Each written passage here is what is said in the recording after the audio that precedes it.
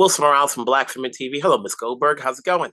Hi, Wilson, you just call me Whoopi. No, Miss Go, none of that. How you doing? We're doing good. I saw you earlier at a talking after the movie was shown along with Keith and Chinyonye. And, you talked about how long this movie has been in the making. Mhm. With your J job that you have, it's not that often we see you in projects like this. What led you to say yes? Well, it was so long ago. We've been trying to get this done over 10 years, I think. And because Barbara Broccoli and Fred Zolo were friends of mine, they said, well, you should come and meet Keith because we're trying to get this done. And so I met Keith, and just the body of information that he had, that, because everybody thinks they know the story, but they don't, they really don't. And so I said, well, yeah, I would love to be part of this, and a long time ago, I was going to be an actor in it. I was going to do Mamie. That's how young I was. And that's how long it took now to go. I could be the great grandmother in this at this point, you know what I mean? But he put it together, and Orion said yes, and Joy came in as the director, and then Danielle, who is like off the hook as an actor. I mean, it all came together magnificently, I have to say. You said it right. We all think we know the stories. We can probably say we know three things, the crux of it Right, all, but we right, don't know the ingredients. Like I didn't know the Chicago setting. I didn't know about Mega Evers, yeah, and other yeah, things. The little things are out there that matter, that that yes, leads you up to this point, and we need some sort of visualization as opposed to just hearing the name and reading yeah, maybe a paragraph somewhere.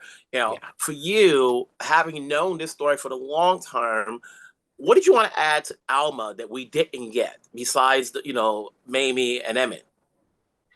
Nothing. I mean, she was a typical grandma, interfering like grandmas do, and it's my hope that she did not carry that guilt to her grave. I'm hoping that she did not, but I believe she carried it for a long time. This is a normal story about regular people who are real, who somehow found themselves in front of a situation that we never had the ability to fight before. You Mhm. know,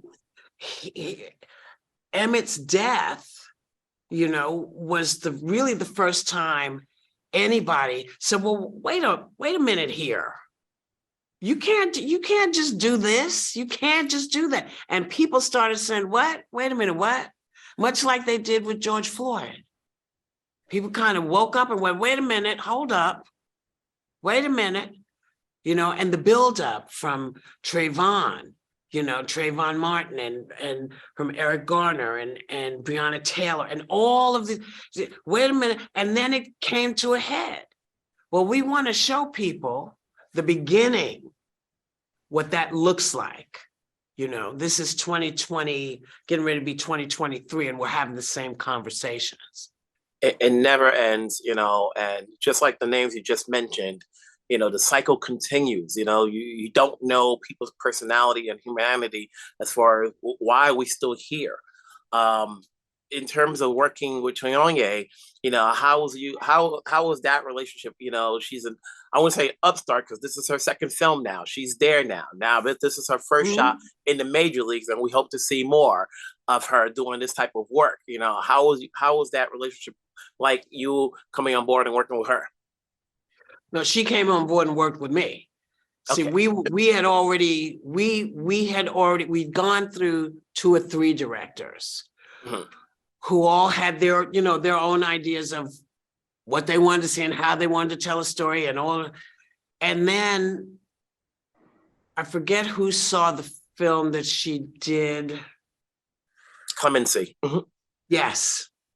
and said, we should talk to her, see if she's interested. And so we connected with her, and we said, so this is what we're doing, and this is how we'd like to do it. Read what we have, and what's your thoughts? And she said, well, we have to make it a mother-son conversation. It's like, okay, everything's good. We're in, because that really was the crux of it. And not everybody saw that, but she got it right off. And she and Keith got together and they created the script that you are seeing. And, Keith, I mean, I have to say, Keith Beauchamp has been a champion of this for 35 years. He worked with Mrs. Mobley. He made the documentary that got the case reopened. I mean, Keith, this is, I tip my dreads to Keith, and Barbara Broccoli and Fred Zollo, who were working, the three of them were working together to get this going. And when they said, hey, you want to come and be part of it? It was like, oh, okay, sure. Yeah, it's about time. And then I got to see the information that Keith had. And I was blown away because I thought, I didn't know any of this. I guess I didn't know about Emmett Till. And that's what this movie does. It fills in a lot of stuff. Down the road, hopefully we'll get a story on Keith. But Whoopi, it's been a pleasure speaking with you. Definitely, this is a powerful film that everybody should watch because we still have a lot to learn. Yeah, thank you. It's good to see you.